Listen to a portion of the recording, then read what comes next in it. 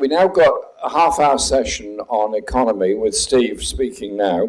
Steve is at UCL, Steve Keen at UCL, and we're going to be talking about monetarism, inequality, and justice, and how we understand and empower ourselves. When we were just having a chat just now before we started, I was trying to, in my head, trace the beginning of monetarist thought, which invaded social democrats and the left. And I take it back to, roughly speaking, 1976, when Milton Friedman willingly persuaded a willing government in Chile to introduce the most disgusting monetarism possible on the people of Chile, rapidly followed by Reagan Proposition 13 in California, which destroyed so much of public services in California, followed by Margaret Thatcher in 1979. But I have to say, the Labour government of 74 to 79 also set the path for it as well, with accepting of IMF conditions and a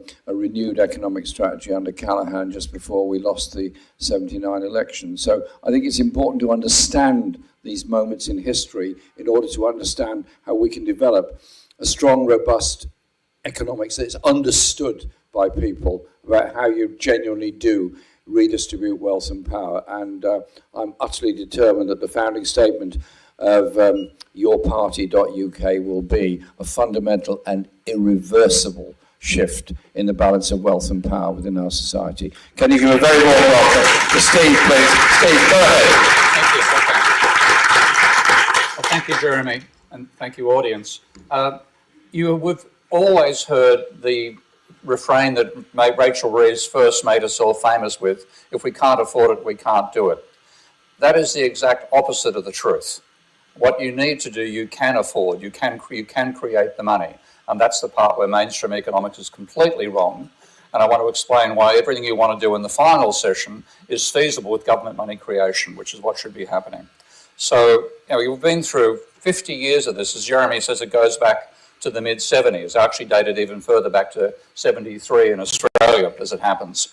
And there is something better than what they've done to us in the last 50 years, because what underlies austerity is a mistaken belief about money. It's a completely false set of theories. And I'm going to show in this presentation, it isn't just the government can run deficits. To have a well-functioning capitalist economy, the government must run deficits. Okay? The opposite of what you get told. And it should finance long-lived assets using that, not the private sector. And we can revitalise both the government and the private sector at the same time. There's not a clash between the two. In fact, both have been damaged by austerity. What we have lying behind what's happened for the last half century is mad, bad economics. And it's all based on the supply and demand thinking that I think is the most successful meme in the history of humanity. Those intersecting supply and demand curves that poison people's minds about how the economy operates. We simply have to throw that out. It is nonsense. It's as sensible as epicycles and equants were in astronomy before Galileo. That's what supply and demand curves are. I'm going to show instead you can use double entry bookkeeping. I never thought I'd say accounting is sexy, but you'll see why I use it immensely in this presentation. It's actually how the real world works. And if your model is inconsistent with double entry bookkeeping, it's a fallacy. And that's the case of mainstream economics. So they think in supply and demand curves terms because they've done a one-year course in economics and a PPE degree. And that's what they get taught in those degrees, is that government has to borrow the money. And it's all a fallacy, and I can prove that using double entry bookkeeping. So what's the foundation of the last 50 years of mistaken government policy is not understanding accounting. And that's why to take it on, you have to understand accounting yourselves. Now, what they get taught at university by conventional economists, obviously not by me, is that households lend out and government and firms borrow from households. And the Bank of England said that was false in 2014. And at that time, I thought there had to be a revolution in economics coming forward. And that isn't what happened. But the Bank of England said that the reality of how money is created differs from the description in some economic textbooks. Some means 99% of them, okay? There are a couple of heterodox textbooks out there. And they said rather than banks receiving deposits and lending them out, bank lending creates deposits. That's the paper. And this is how it's explained by one of the authors. Economy, where does money come from? Now, while this is nothing new, it is sometimes overlooked as the main way in which money is created. And it runs contrary to the view sometimes put forward that banks can only lend out deposits that they already have. In fact, loans create deposits, not the other way around. Now, that's a revolutionary notion. It's going from flat earth economics to understanding of the sun and not the earth as the centre of the solar system. And you'd think economics textbooks would listen to the Bank of England, but they have not. They continue teaching the nonsense that the bank called out in 2014. And that's the foundation of the opposition that conventional economists and politicians and journalists have to deficit spending. So what they get taught is that deficits reduce the supply of money and crowd out private investment. And that's why you get the arguments that both supposedly progressive Labor and proudly conservative Conservatives both say the government's got to balance the books. They learn this as impressionable youths at university and they trust their professors. Normally that's a good idea, not in economics. Okay? And then they act upon those fallacies when they get into power. So this is the sort of thing they get taught. Econ students, question, is it bad to save money? Let's find out by looking at the loanable funds market. Loanable funds are the amount of money that's available to be loaned out, and this is usually done by financial institutions like banks and credit unions. So the loanable funds market brings together borrowers, which make up the demand curve, and lenders, which make up the supply curve. The amount of money a bank can lend out depends on how much money people deposit into that bank. The supply of loanable funds is made up of private savings. That's savings by you and me, but there's also public savings. That's the money that the government has left over after paying for all its expenses. So the supply curve is made up of both private savings and public savings. And that brings us to the question that you're most likely to see on your exam. Show what happens on the loanable funds market when the government increases deficit spending. It's with a decrease in supply. Remember, there's private savings and public savings. If the government's doing a bunch of borrowing, that's going to decrease public savings. There's all this money to be loaned out, but the government comes in and starts to borrow it, so there's less money left over, and so the supply of loanable funds shifts to the left, and the real interest rate goes up. The point is, no matter how you draw it, when the government borrows, the real interest rate is going to increase, which causes crowding out. This is the idea that government deficit spending designed to help the economy actually ends up hurting the economy because it increases real interest rates and decreases investment and growth. So that's why Tory and Labor both speak from the same gospel. They've been taught in the same church, and it's a fallacious church. Those assertions that government borrowing causes crowding out, decreases growth and so on are fallacies. And it's easy to show their fallacies using double entry bookkeeping, which I'll show you in a moment. In fact, deficits create money for the private sector and they encourage private investment. If you're wondering why it hasn't happened in the UK, austerity is part of the reason why. So why do economics textbooks teach fallacies? What on earth is going on there? Well, there's a long story behind it, but fundamentally, mainstream economics is delusional, anti-government and anti-worker. It's an ideology. You can't call it a science anymore by any stretch of imagination. So it blames unions and governments for problems that are caused by the finance sector. They're told that unions cause unemployment by getting above equilibrium wages, not the finance sector causes financial crises like the global financial crisis. They disparage inequality. Here's a lunatic mainstream economist saying that it doesn't matter to whom you give any money because it'll be spent in exactly the same way. So why worry about inequality? It is just simply delusional. I wrote an entire book on why. I'm going to start the third edition shortly. I have worked on an alternative. I'm not the only person who's done this. I've stood on the shoulders of genuine giants. Mainstream economists stand on the toes of pygmies, in my opinion. Okay. So they teach all these fallacies. And the main one, the most damaging, is about how banks work. So if you want to see how banks actually work, throw supply and demand curves out the window and do it in double entry bookkeeping format. So what I've done is I've taken what they're taught in textbooks and put it in double entry. And the argument is that savers lend to borrowers and banks are just conduits for that lending to occur. So a saver lends £10, so saver's account goes down by £10. The borrowers go up by £10. There's still just £100 in existence, no money has been created, and that's the basis of what they're told about the functioning of banks. Now, in the real world, banks lending creates deposits, as the Bank of England said. So you simply put say the loan is actually an asset of the bank now. The loan goes up by £10. The deposit account goes up by £10.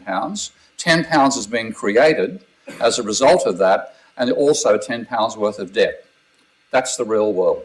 Now, what's the impact? Now, Ned, you're going to love, you'll not believe this is published in a journal. Sorry? Sorry? Oh, sorry, I'm thinking about my half-hour time limit, but okay. So they teach, they believe that it doesn't matter if you teach a fallacy. And here's how these economists put it. I have a benchmark result for the relationship between the two models, and they show that both yield the same allocations when there is no uncertainty. Okay? And then say, in such a situation, using the simpler model does not imply any loss of generality. I mean, these are lunatics. Okay? This is just facepalm nonsense that lies behind mainstream economics. It really is flat earth economics. That's what's been dominating us for the last half century.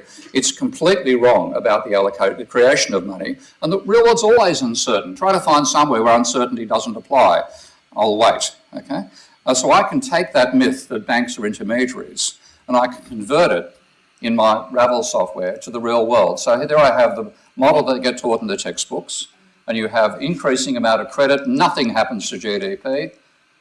Reducing amount of credit, nothing happens to GDP, you can ignore credit. That's the argument they get taught in the macroeconomics. But it's not true that households lend to governments or firms. It's the banks that lend. So I can delete the debt as being shown as an asset of the savers and make it shown as an asset of the bank. That's all I do there. And then I hit run again. And now run the model. Now we have credit. GDP rises. Credit goes negative, GDP falls. Credit is absolutely critical to how the economy functions, and these idiots leave it out completely on the basis of simply stupid assumptions. So if they're that wrong about government debt, okay, I call the real world money BOND, by the way, stands for Bank Originated Money and Debt. I think it's a useful acronym. So if they're that wrong about private debt, what are they like about government debt? It's slightly more complicated to show it. But this is now showing what they think happens, and that is they imagine that the government sells bonds directly to households. And that therefore would mean that households are left money to lend to firms, and so you're going to have crowding out occurring because of that function. Now you rearrange it and say the banks are the original buyers of that debt. And the deficit itself creates money, and so does interest payments. They both create money. They're not borrowing money, they're creating it. There's a slight difference between the two. Okay? So the primary bond sales change the asset that banks the money, but it doesn't access money at all. There's no doubt that those options are going to be fulfilled. So deficits crowd in private investment because there's more cash flow. And with more cash flow, you can have more investment out of turnover. You don't have to borrow the money in the first place. So they tell us there's going to be a catastrophe. And in their model, this is again putting their model into double entry bookkeeping form, everything's fine as long as the government doesn't run a deficit. But as soon as it does, you can see what's happening to debt down the bottom there.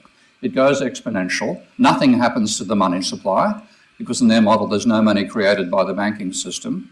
And you end up with a government debt ratio from simply a 1% of GDP deficit, which is tiny. You end up with 2,000% government debt to GDP ratio, obviously a catastrophe, can't allow that to happen. That's what lies behind Reeves's thinking. But again, it's not true that the households are doing the lending. And I can rapidly say it's the banks who buy the bonds, not the households, so get rid of the household entries there. It's not true that the government banks at the private banks, it banks at the central bank, so I can delete that, come down here and say, as well as having reserves as a liability, the Reserve Bank has the government's account as a liability, then show the transfers happen at the central bank between the government's account and the reserve accounts of the banks. Put those entries in.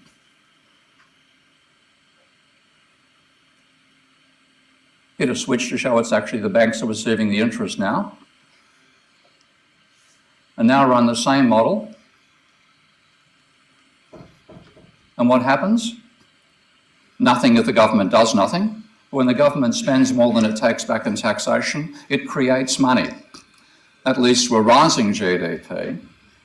And rather than the debt level becoming infinite, it stabilises. It tapers in this particular case to 100% of GDP. I could show you how to make it 50%, but that's another story. Okay? So there's no reason to panic in the real world. This is all people being afraid of the dark, not knowing what's actually going on. So in the real world, government deficits create fiat money, and that finances public services and enables economic growth as well, and debt levels stabilise. The thing they're scaring us with in the Financial Times is garbage. It's not how the banking system actually operates. There is no government debt crisis. Now, mainstream economists have everything backwards. They blame government debt, but if you look at the data, it's private debt that's dangerous. This is American data. You can see which one is bigger. Private debt is much larger. Credit, which is the change in private debt, that's what causes booms and busts. That's the correlation of credit, the annual change in private debt, to the unemployment rate. And deficits come in and they attenuate the damage done by private debt bubbles. So they don't cause the unemployment, they reduce the amount we experience, which is why we haven't had a Great Depression. And it's a global phenomenon. This is the UK data and Spain, the same sort of pattern, not as obvious as the American case in the UK's position. It is actually for Spain. But this is a rule around the world. Private debt is bigger than government debt. Private debt causes the bubbles and the busts. That's what we should be controlling, not government debt. They've got it all, to use an Australian expression, they've got it arse about tit. So it's not fit for purpose. There's no way you could win the election and continue using the same economics. You'd end up destroying your credibility. You've got to change the economics completely. Now, they say deficits reduce the supply of money and crowd out. The reality is they increase the money supply and encourage private investment. So the state should run deficits to finance the long-term assets the private sector won't build or runs down. Public health, as we know, public education, all the things that the privatisation has destroyed. That's why you can't go swimming in Britain's rivers anymore. Okay, they don't bother doing the maintenance, reduces profitability. So the error actually comes out of the whole theory of banking. And remember that guy said the supply curve consists of both public and private savings. The sum of public and private savings is zero. Not positive, it's zero. And you can see this by realising that somebody's financial asset is a claim on somebody else, a liability is somebody else's claim on you. The sum of the two is zero. So fundamentally, what you have is a seesaw. If we start off balanced, we can't actually start off balanced because banks are required to have short-term assets that exceed their short-term liabilities. So banks are up there. And that means the non-bank sector, and that includes the government as well as us, is down here in negative financial equity. So if we just leave it with the private sector in that sense, we're going to be in negative financial equity and nobody enjoys having debts that exceed their assets. But if the government goes into negative equity, so the government's down here, then it's possible for both the banks and the non-bank public to be in positive equity. And a government without debt actually forces the private sector into negative equity. Banks have to be up there, otherwise they don't work. If the government stays here, then the households and firms are down here in negative equity. The only way that you can get households and firms be in positive short-term equity is if the government swaps places with them. Then you can have positive net worth for the non-government sector, and that leads to much more stability like we saw in the 50s and 60s and the chaos ever since the 70s. So conventional economic advice is completely back to front. Government surpluses drive the private sector into negative equity, and that encourages them to speculate and gamble on share prices and on property. And when you take a look at what happened over the very long term, this is using American data, which is more detailed than the UK, there is a 10-year period where the American president ran a 1% of GDP surplus in the 1920s. There's the Great Depression. There's not a coincidence that one followed the other. Equally, Clinton was proud of his surpluses. We had the global financial crisis shortly afterwards. The government running a surplus causes financial crises. It doesn't avoid them, it causes them. Now, nobody likes being a negative equity, and obviously that includes politicians, but the government is the only institution that can afford to do it, and one of the reasons is non-financial assets. Those are things which are assets to the owner and a liability to no one. That includes the bureaucracy and the legal system, the military and police, they're not doing too good a job at the moment, hospitals, schools, public infrastructure, all that stuff supports what the government does. And the government actually needs to have liabilities with the rest of the world because partly that's how you define your country. Where your government's liabilities are accepted as money is where your country exists. So being a negative equity is a sensible thing. And government funds and government bonds aren't our liability, they're our asset. The bonds are owned by the private sector when they're sold. The money's held in our pockets. They're not our liabilities, they're our assets. So it's time the many took control from the few, and to do that you have to understand money creation, which is why I'm labouring this point so much here. Now, when you look at all the objections you get, they're all a fallacy in the real world. So one of the many is, what about bond vigilantes? Okay? These people are supposed to say, no, we're not going to accept the government's bonds anymore, we're going to refuse to buy them. Well, that doesn't happen in primary auctions.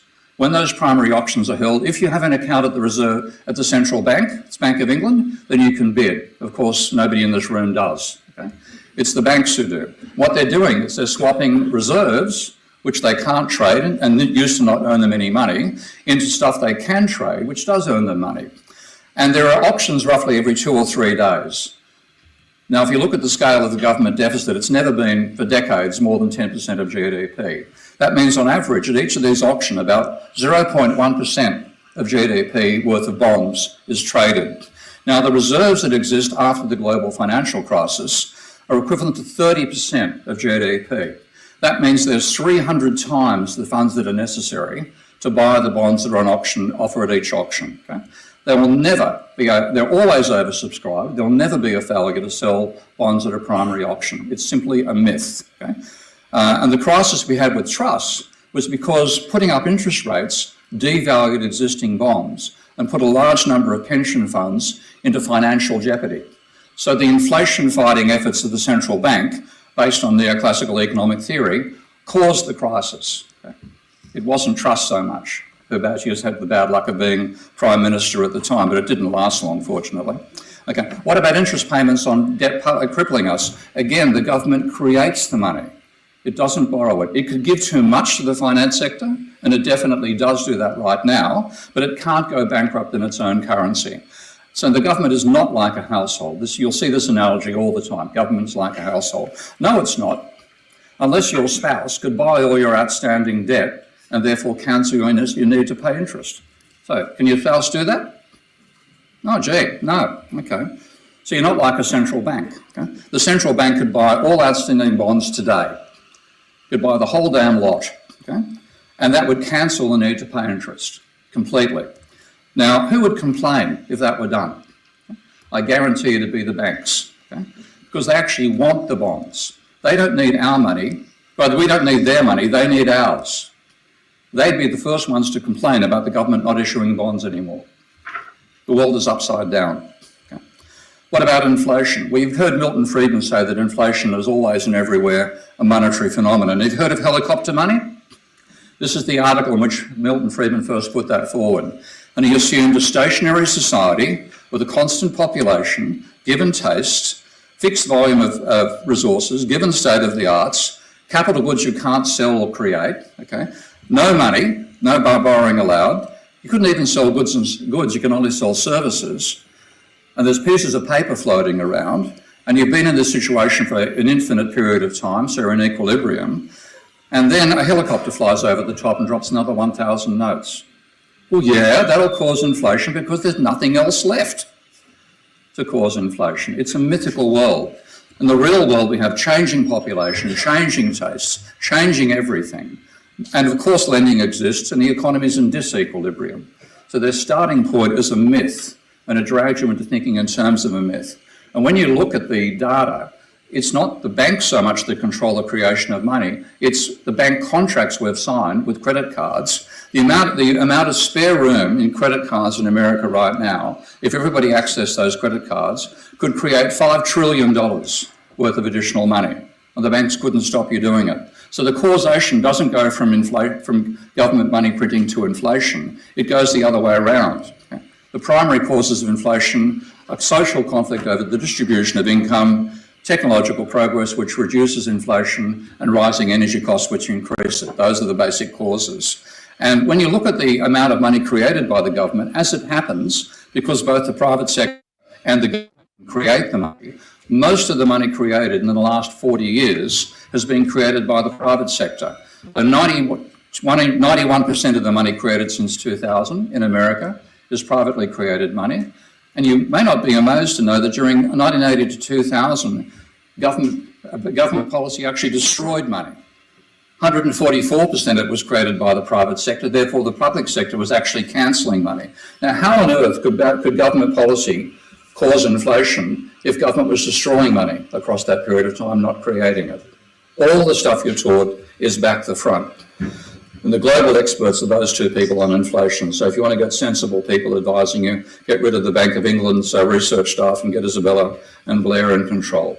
Now, I've been dominated by the belief that you have to slash spending since even before Friedman and Thatcher. It's been something that's been part of people's thinking for centuries. But if you look at the level of government spending, the American average over the last 125 years is it's run a deficit of 2.8% of GDP. Looking just at the post-war period, it's 2.6% of GDP.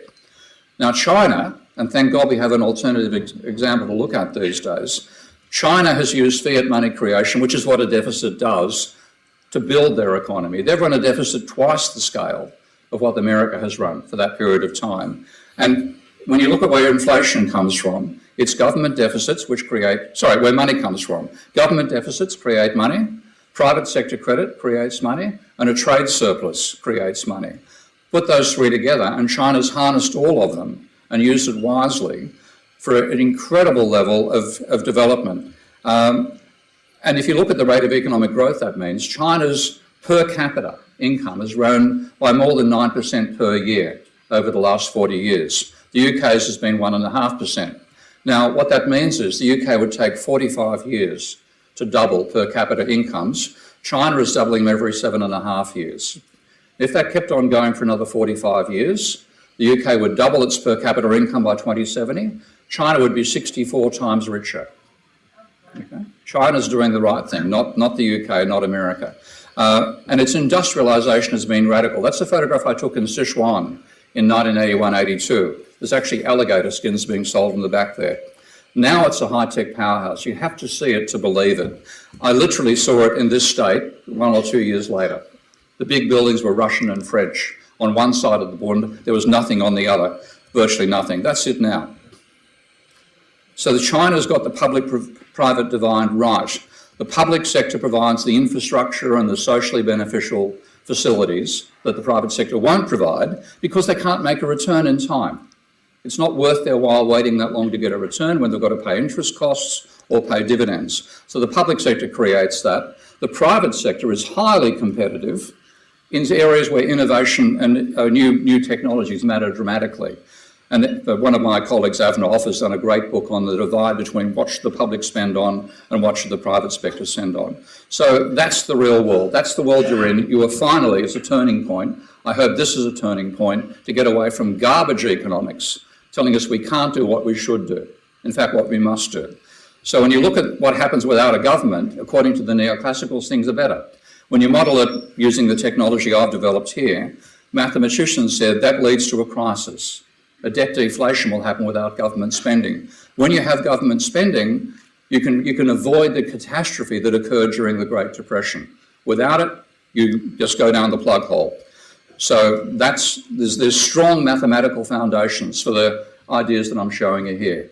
It's not just verbal logic. It's solid, empirically validated information. So we need better tools. And system dynamics, which is the area that engineers tried to bring into economics 50 years ago and got pushed away by the economists, those tools now exist. They're sophisticated enough to manage a national economy. And you can't manage the economy using the same tools that gave you the stupidity of austerity and the decades of stagnation that came with it. You need new tools and new theories, and they already exist. So throw the neoclassical textbook away and find people like myself. There's quite a few colleagues that I have who want to overthrow this nonsense. We've been trying to do it for the last 50 years without success. You can find my work in those two sites. And there are those alternative tools which support progressive politics. You will have to use them to be able to survive and succeed as a government. And my software is called Minsky, or Ravel, and that's what I've been using in the presentation so far. My most recent book talks like an engineer to Elon Musk and it tells him to leave the economy alone and stick to blowing up rockets. Now that's you can get a bit of a detail on my approach there. I'm giving an online course these days as well, so this is a bit of advertising here, but it's advertising because you need it. You need the right tools, you need the right advisors to be able to succeed in what you're trying to do. You can't defeat the Tories without changing to that sort of politics. You can improve both the economy and the lives of the many at the same time. And you need a realistic approach, and that exists. And please, when you see this on the YouTube, share it. We've got to get rid of that meme of supply and demand curves. Thank you.